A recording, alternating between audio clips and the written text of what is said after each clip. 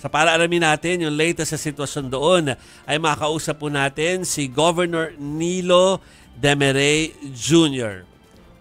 Governor, thank you po for answering our call. Yes sir, magandang gabi po sa inyong lahat sir. Sa inyong programa at lahat na tagapakinig, magandang gabi po sa ating lahat. Before yung yung ating general pangangamusta ay magzi-zero in lang po muna ako, Governor, doon sa sitwasyon nung National High School, sa Liberty National High School, saan nga na parang natuklap yung bubungan eh.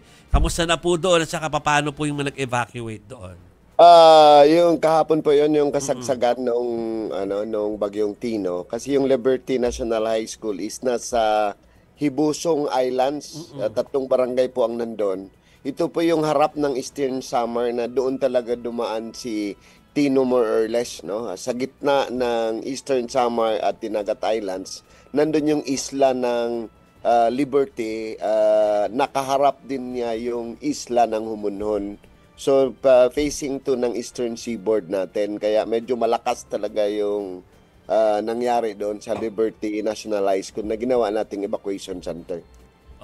So far ngayon, medyo okay naman mula nung dumaan si Tino. Yes.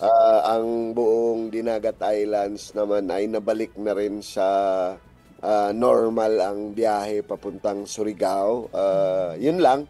As update, mga 50% pa more or less ang ilaw na bumalik, kaya wala pa masyadong signal sa ibang areas po ng Dinagat Islands. Yeah. Natuwa nga kami, akala namin magpo-phoner lang tayo, pero at least nakausap namin kayo via Zoom. So at least may signal kayong nakukuha sa ngayon. Yes po. Meron po ang sa bayan ng San Jose at yung mga iba't ibang mga bayan naman. Meron ng mga signals, pero pakunti-kunti pa lang with the help of the ICT, dahil 50% pa yung ating 50%. Na ibalik na mga ilaw sa ating mga municipalities. Pero Gov, overall, gaano po kadami yung residente na naapektuhan? Hopefully wala naman po kayong casualty dyan sa area ninyo. Yun nga ang tinitingnan natin, because nagpadala ako ng rapid assessment team, no, para yung nag-ardana tayo, kalarating lang. Merong 2 yata na casualty, kino-confirm pa lang namin because it's the municipality that will declare. Na may isang matanda na 81 years old na malaganda yung bahay niya pero natumbahan yata ng aparador.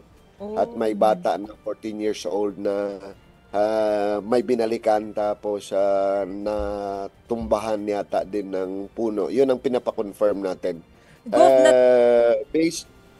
Yes po. Hindi, natumbahan po, meaning ganun kalakas yung hangin? Yeah, malakas po nga. Kung anong nangyari po sa yung furniture a while ago ng Samar, Leyte, ganun po yung kalakas yung sa dulo ng Loreto na municipality namin. Kasi ito po yung tinamaan talaga, kasi doon dumaan sa gitna ng Dinagat at Eastern Samar bago siya mag-landfall. Pero Gov, sabi nga po ninyo, kino-confirm pa yung kung talagang may casualty na 2. Meron po ba tayong naitalang missing, injured? Meron tayong 3 injured na nasa ospital. Ganun din ang nangyari dahil sa lakas ng hangin. Parang sila natumba, na daganan, parang ganun ang mga senaryo, no? Kaya pinapaano natin sa hospital, sa Loreto District Hospital, meron tayong 3 ngayon na confined, no, doon, based on nagkaroon ng problema dahil sa bagyo, no. Gov, si Chicky Verhel po ito. Ano po ang mensahe po nyo o gusto nyo ipaabot dun sa mga naapektuhan, nawalan ng kanilang hanap buhay, nasira yung mga ari-arian nila, mga bahay po nila, in terms of assistance po in the coming weeks or in the coming months? Yun naman, tayo sa provincial government ng Dinagat, inantay ko lang yung Ardana na pinadala ko, yung rapid damage assessment at need analysis na ngayon gagawin namin ngayong gabi. para kung ano yung lahat naka-record naman. Pasalamat tayo na hindi ganun kalaki yung damage, pero nakikita na natin na maraming mga kabahayan na sinira si Bagyong Tino.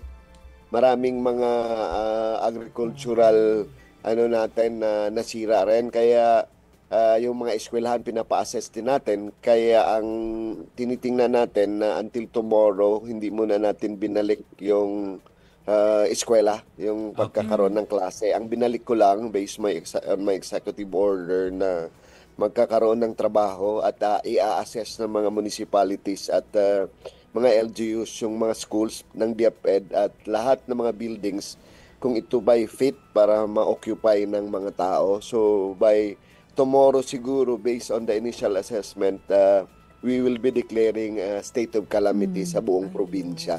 Okay. So we'll wait for that announcement, Governor Nilo, ha. Mag-monitor kami sa inyo nun. Pero nag-viral po kasi ito yung pamilya or yung mga tao na mga kababayan po ninyo dyan na nag-seek ng refuge doon sa mga sa cylindrical Imbornal. yung ginagamit for imbornal pero ito yung malinis na kind naman. Malinis na. Yung kwento mo kanina. Yung hindi pa nilalagay doon sa imbornal na version. Pwede bang malaman kung baka lang may balita kayo kung kamusta po yung mga kababayan natin na nag-seek ng refuge dyan sa lugar na yan? Actually, sa po yan, sa may Barangay Gomez, Municipality of Dinagat, Islands. Inikutan po yan ng ating rescue team para i-evacuate sila, pero nagsabi sila na kasanayan na nila, total hindi naman connected yung imbornal. Yes. At mas safer doon dahil concrete na doon na lang muna sila. In which inallow din ng Municipality of Dinagat. Kaysa sumilong sila sa ibang mga hindi konkreto, total hindi naman dadaan ang water doon sa imbornal na yan. Binigyan lang sila ng mga food packs at anong kailangan. At ngayon, wala namang problema. Kanina, bumalik na sila sa kanilang mga bahay. So lahat po ba nang nag-evacuate din, Gov? Nakabalik na din? Wala pa, ma'am. Ang inikot natin, ang instructions ko sa aking Provincial Health Office na yung mga bata i-check up, yung mga may sakit. Bigyan ng gamot at vitamins yung mga bata kasi pag uwi nun baka sipunin lang natin. Bago pauwiin, yung municipalities po ay dapat klaruhin yung mga bahay nila. Kaya kung anong pwedeng maitulong. Tapos ngayon pinapa-install natin sa ating Dinagat Electric Cooperative yung mga kuryente. Kasi marami pong mga punong bumagsak. Although kagabi, mga kahapon, kaninang umaga, mga 3 o'clock, clear na natin lahat halos. Pati yung mga landslide areas. So sa mga bandang tanghali, passable na po lahat yung mga daan sa Dinagat. At balik normal na lang. Maliban nung inspection nung integrity ng mga buildings po, ma'am, at mga bahay na mga damage na pwedeng ma-repair at kung anong pwedeng gawin para matulungan yung ating mga kababayan po. Okay. Governor Nilo, thank you for taking our call at makikibalita lang kami ulit sa inyo tungkol sa Dinagat Island sa mga susunod na araw. Thank you po. Ingat po, Gov. Salamat. Yes, ma'am. Maraming salamat po. More power po sa inyo.